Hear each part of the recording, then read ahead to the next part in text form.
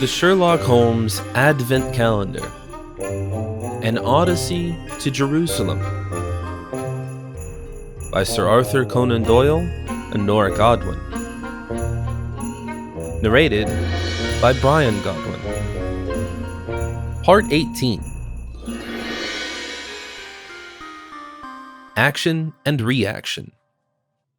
On the next day, we left the settlement of Ashkenazi Jews in the early morning hours to return to Jerusalem as soon as possible. Of course, it was still a journey of several hours, which brought us to our destination in the afternoon. Not unexpectedly, we had to take note when we arrived that we had missed a lot during our absence. One was the riots in the course of the prompt funeral of the Arab that was shot at the Gate of Darkness yesterday. The police were able to calm the situation, and another intervention from the army was not needed. Nevertheless, there were injured rioters and a corresponding outrage in the population. Miriam also informed us about a British emissary that arrived from Damascus who desperately wanted to speak to Holmes and me. He had ordered us to an outbuilding of the Anglican Christ Church, which was not far from the Jaffa Gate in the Christian quarter of Jerusalem. We intended to comply with the request immediately and to leave Salah's house after a short refreshment. "You really should not go on your own," said our host, who wanted to join us. "This is the wish of the emissary," Holmes replied, "and we have to play along with it. Thank you for worrying about our safety, but you also know where we're going." "I knew that too," Salah said, dissatisfied.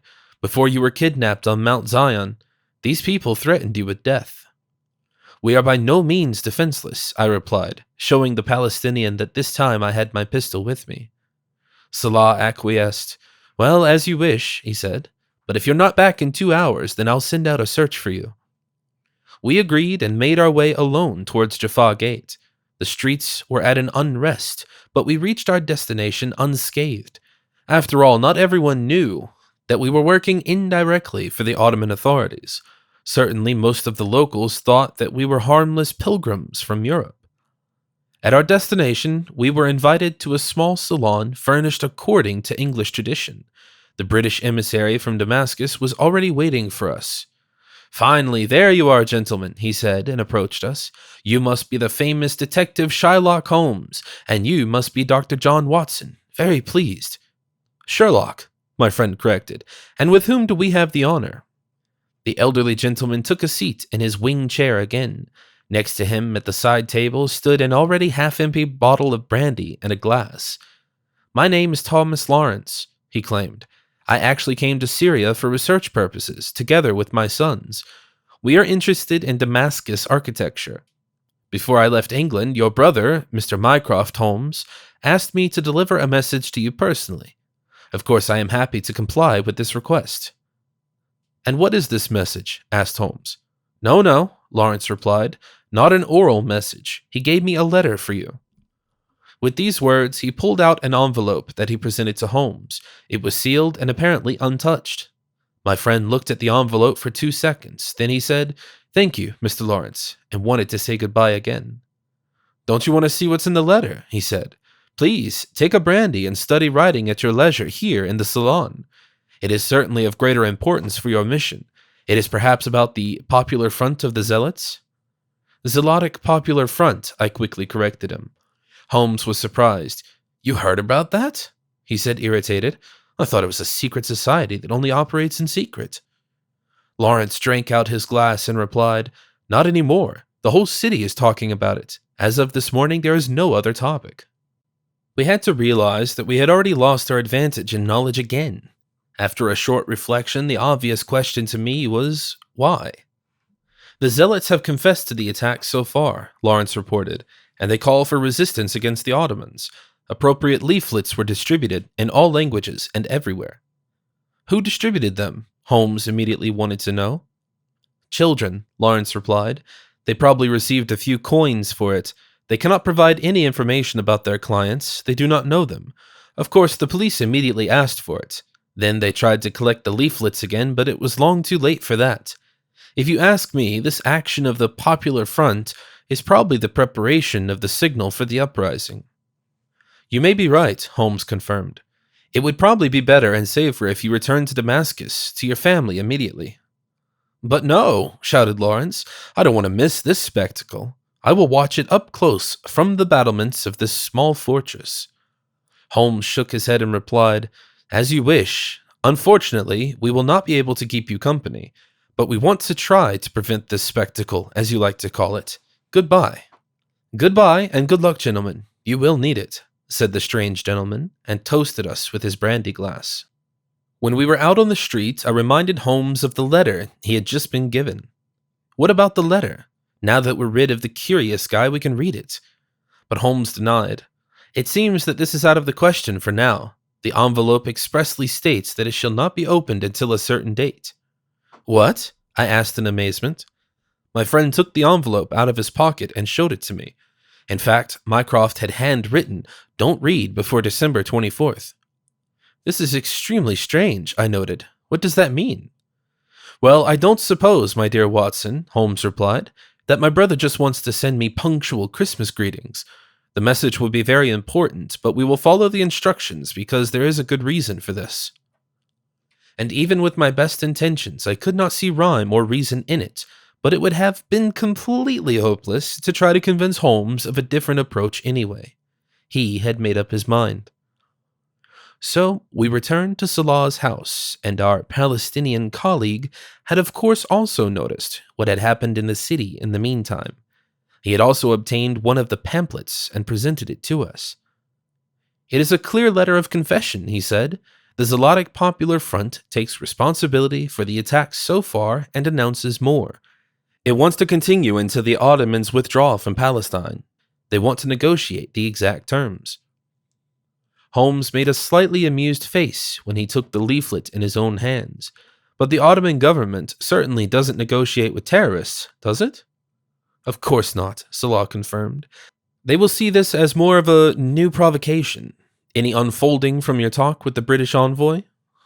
Nothing, I interjected before Holmes could answer. The Palestinian looked confused. What does that mean? Well, I continued, Mycroft Holmes seems to be playing some kind of game with his brother. He sent a written message, but it may only be read at a certain time. Is this a kind of English custom? Asked Salah, shaking his head. Rather a bizarre custom of the Holmes family, I scoffed, which did not make our colleague any wiser. I can't say I understand that, he commented, but at least your savior's birthday promises a little excitement.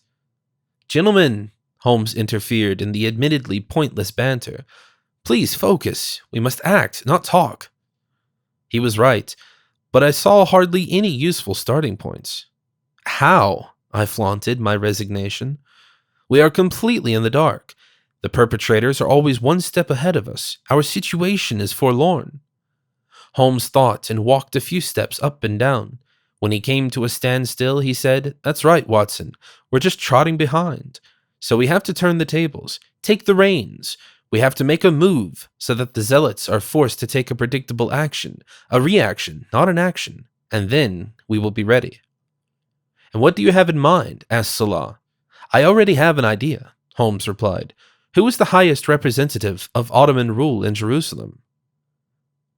This is the Mutasarrif of the Sanjak, Salah explained, who was appointed directly by the High Gate. Ibrahim Haki Pasha currently holds this post. Very good, Holmes replied. This gentleman will visit the Temple Mount tomorrow afternoon to pray at the Al-Aqsa Mosque. Really? The Palestinian asked. I will make sure of that, Holmes assured. You will certainly be kind enough to tell me the location of his residence. Of course, stammered Salah, who had not yet fully grasped this plan. After Holmes was briefed on the address, he left the house. He insisted on going alone, as he believed that with his personal reputation as a world-famous detective, he would get the appropriate result. Salah and I stayed behind.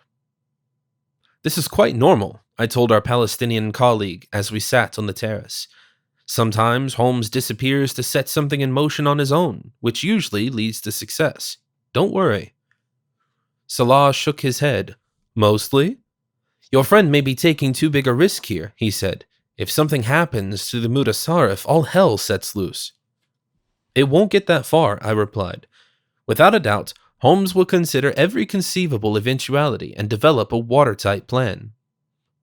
But certainly such an appearance by Ibrahim Haki, who hardly speaks a word of Arabic, will be seen as a provocation, Salah lamented. We are adding fuel to the fire with this campaign. I thought we wanted to contain the conflicts, not incite them. What is the purpose of such a display of Ottoman power? In fact, I didn't have a sure answer, so I replied, Holmes knows what he's doing. Just have confidence. Salah sighed and wiped the sweat from his forehead. Obviously, he had great concerns, and I could not blame him for that. After 3 hours, the sun had already set. Holmes returned.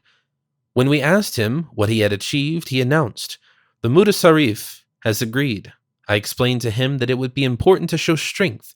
There must be no retreat from the terrorists. On the contrary, the Ottomans must demonstrate clearly who their leader of Jerusalem is. Then the situation will calm down again. Salah frowned and said, Do you really believe that? Holmes smiled. No, my friend, he clarified.